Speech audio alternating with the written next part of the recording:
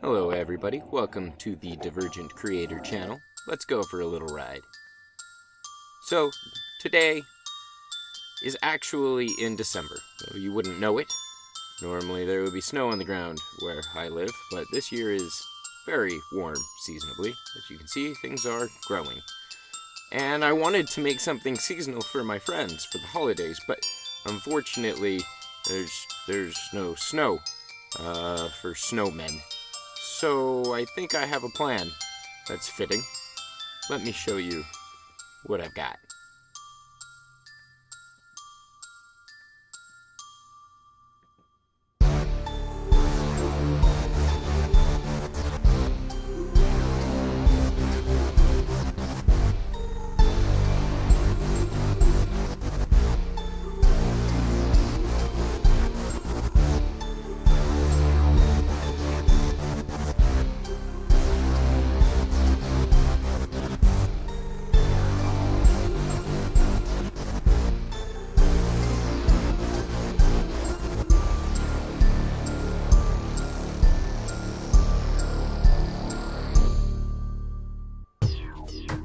So what I've got is dirt, or mud.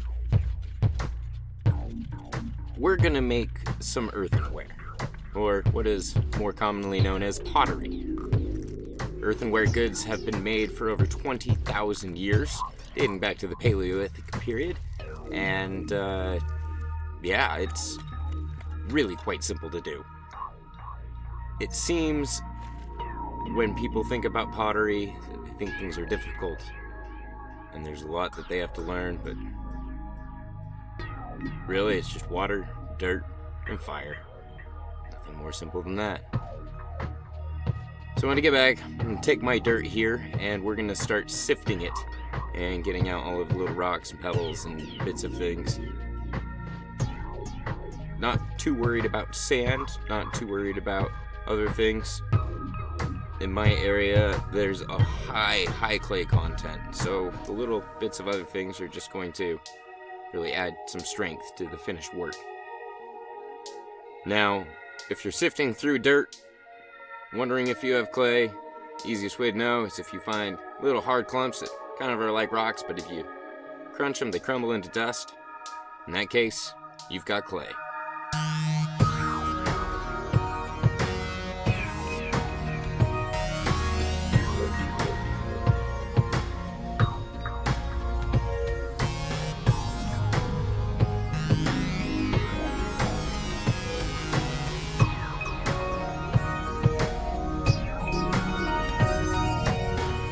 So now we're going to add some water back into our dry clay dust and just mix it up. You're going for a blended consistency. It's uniform. Takes a little bit, but it's not that difficult. Just keep working it around, playing with it. If you can make a good snake with it, you know you've got some good product.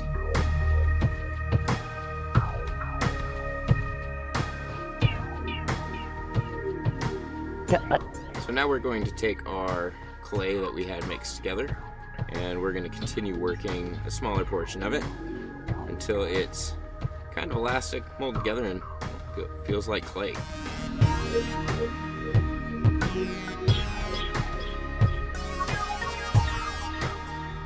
We're then going to take part of that and flatten it out. Once we have it good and flat, we're going to take ourselves a cookie cutter, and we're going to cut out our shapes.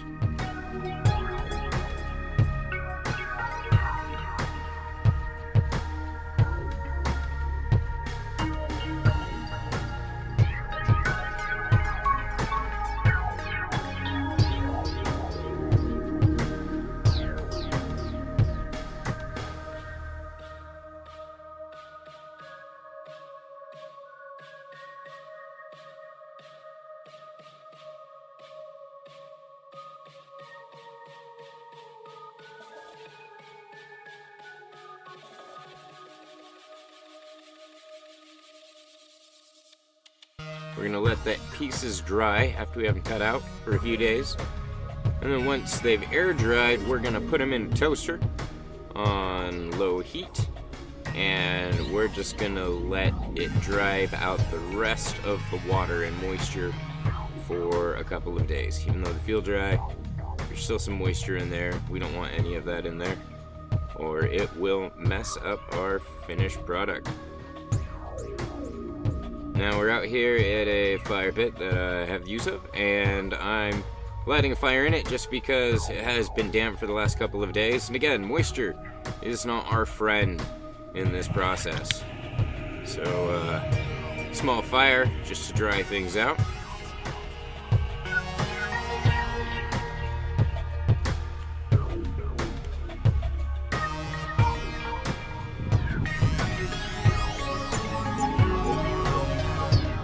Love me some fire.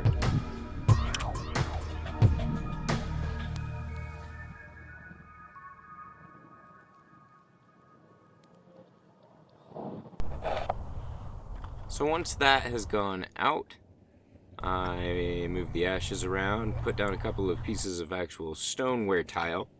Now, stoneware is fired at a whole lot higher temperature than this earthenware pottery pieces that I'm going to be making. We're just going to line them all in there to try and help keep them clean, and so I can find them later. It's not really required. You could put them straight down, but this is for me. Cover that with a piece of random scrap tin that I had lying around, and now we're going to build a fire. So this fire, you'll see as we build it, is built more like a pyre.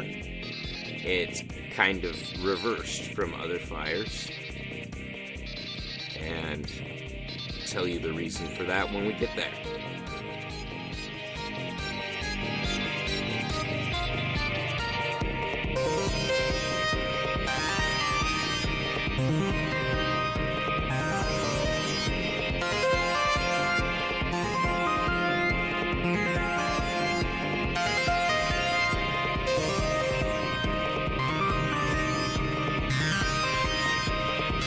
Okay, so now you can see me getting smaller stuff, some leaves, smaller twigs, and putting them around the edges of the larger wood, is what I meant when I said it was built more like a pyre. So the solid structure is on the inside, the smaller stuff is around the outside. We're going to light that from multiple places so that we can get an even burn, and then as it burns, we'll add more fuel as needed to keep it burning evenly and as long as we need it to.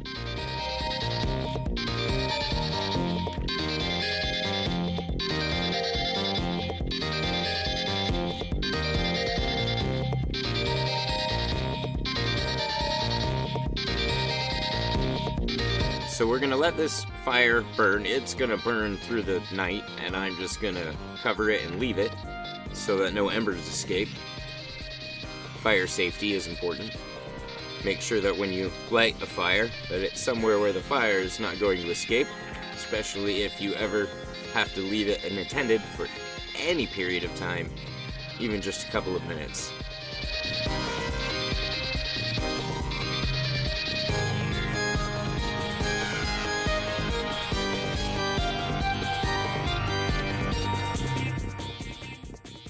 So we gave that fire enough fuel that it burned for probably a good 4 or 5 hours, and then let it smolder through the night, and this is our result.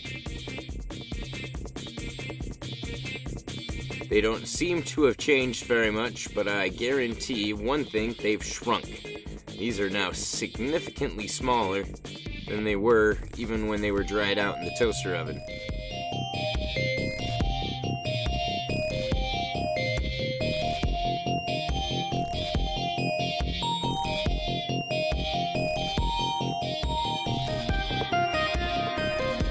Now, I thought about trying to glaze these, but unfortunately time was short, point that I had this product, and so we're gonna paint these. Paint a small army of snowmen, and see how I do it. It's a simple, cute design I came up with on my own. Just like decorating a cookie.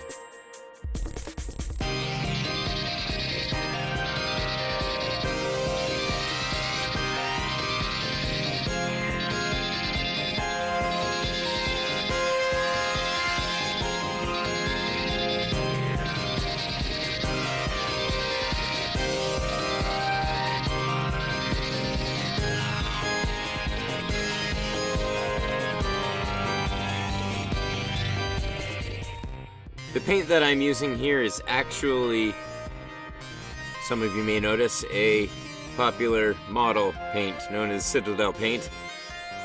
You can really use any paint for this. This is what I have on hand.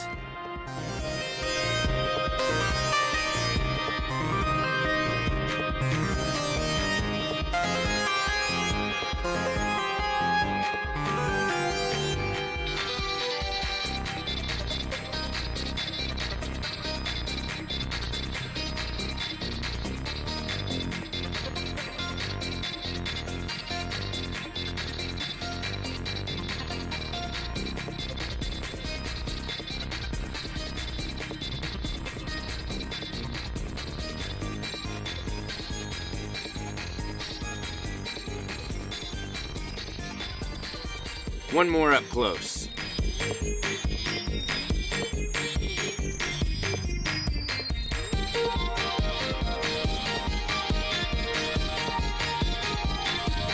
And the finished product.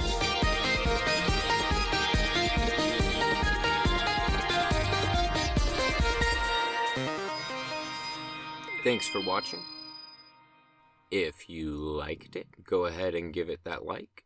If you want to see more content like this, please go ahead and subscribe.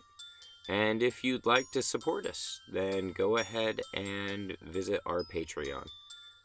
Thank you very much. And remember, inspire art and create art.